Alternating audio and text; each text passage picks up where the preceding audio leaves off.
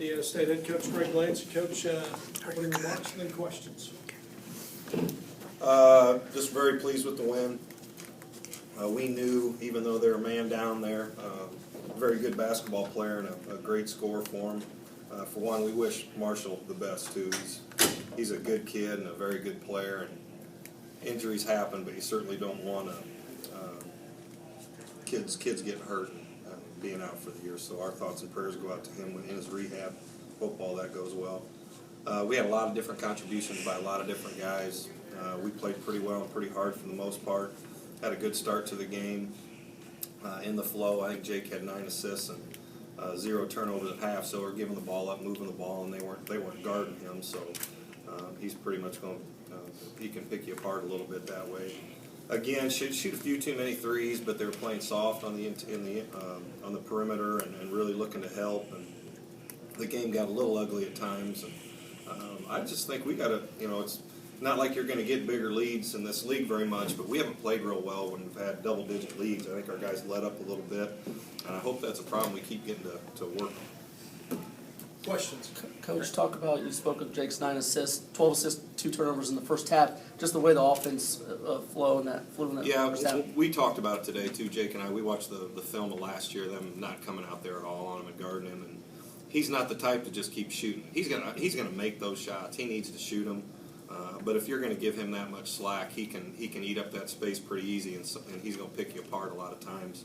But Paul's chose to play that way, and it's been successful for him.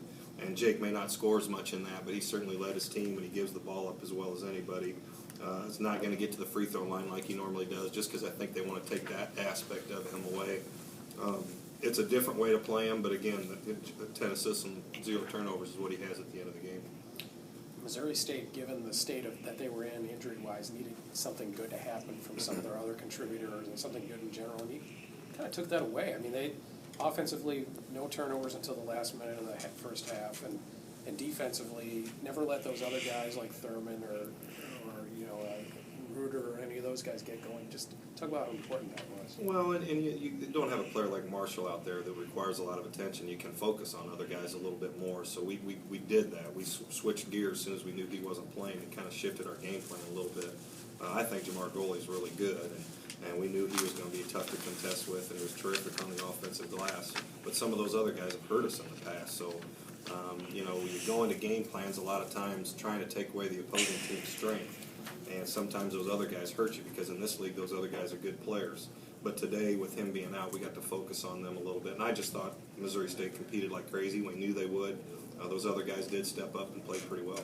Jake's defense on Reuter, I mean, he never was a factor until later in the game. Talk about that. I mean, apart from his offense, he defended Reuter and really took him out of his game. Yeah, that was huge. That we want to give him a lot of attention and treat him with no catch and not let him catch and shoot threes. Jake was terrific on that. He expended tons of energy on the defensive end. That probably affected him on the offense a little bit too.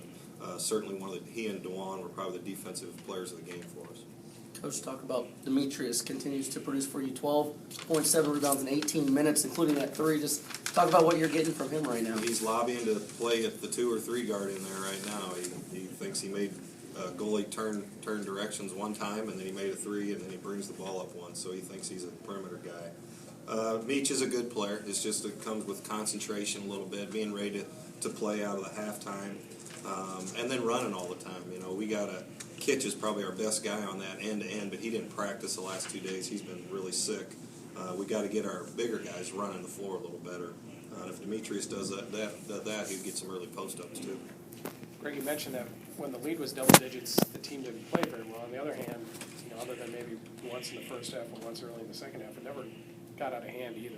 Just talk about the fact that, and I know Missouri State was shorthanded, but they never really made a run, and it was more of a comfortable win than some of the rest of them. It was, I'm over there screaming and hollering still. I want them to be better. I want them to play when they have the lead, play when they are down. It doesn't matter what the score is. And we were talking about probably for the last 10 minutes of the game, hey, this is prep for Saturday now. We can't give up second shots. We really got to concentrate on blocking out. We got to keep the ball in front of us. We have to have quality possessions.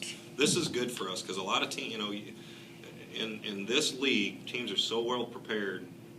You have to work the basketball to get good shots. And we've been fortunate to be able to play pretty well on the offensive end, but it's tough and it's a grind every night. We talk about playing at 2-speed to really try to get stuff in transition, and then you have to be able to work the clock a little bit and get good shots on that. Jake hit his head right before halftime. Was there any concern about playing him in the second half? He just goes so hard. He throws his body all over the place. That happens to him a lot. You know, he's got body armor on. Certainly, you're always worried about when the head hits. I'm not sure if it hit the floor, but the doctors checked him out at half, and he's okay. I know he's really tired. I think his neck got stepped on too there a little bit. So we'll probably do our same protocol with him, and he won't be able to practice too much. You spoke of Saturday. You get a chance at one of the 3 unbeatens in college basketball. Just talk about the opportunity you guys have ahead of you. It's been driving me nuts this week. People talking about the Wichita State game. I hate it. People are sending me emails and people are talking about that stuff. And we have way too much respect for Missouri State and that coaching staff to do that. And our guys handle their business, And then, but I'd be kidding you if I wasn't thinking about it a little bit at times when I see their scores and I see those things. Hey, we could play really good and get beat. We could play real. That's how good Wichita State is. We could play awfully well and go in there and get beat. But this is why you come to Indiana State. You're going to go play an undefeated team in their arena on ESPN. What could be any better? Anything else, guys? Coach,